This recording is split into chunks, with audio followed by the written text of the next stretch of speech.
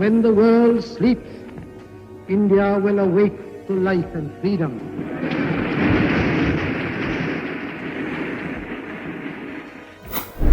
15 August 1947च्या मध्यरात्रीची वेळ पंडित जवाहरलाल नेहरू यांनी आपल्या भाषणातून सांगितलं की आता भारत स्वतंत्र आहे.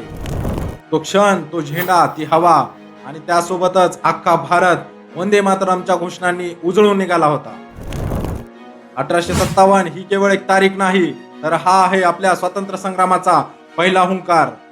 हजारो वीरांनी आपलं बलिदान दिलं या मातीत पुन्हा भारताचा झेंडा फडकावा म्हणून.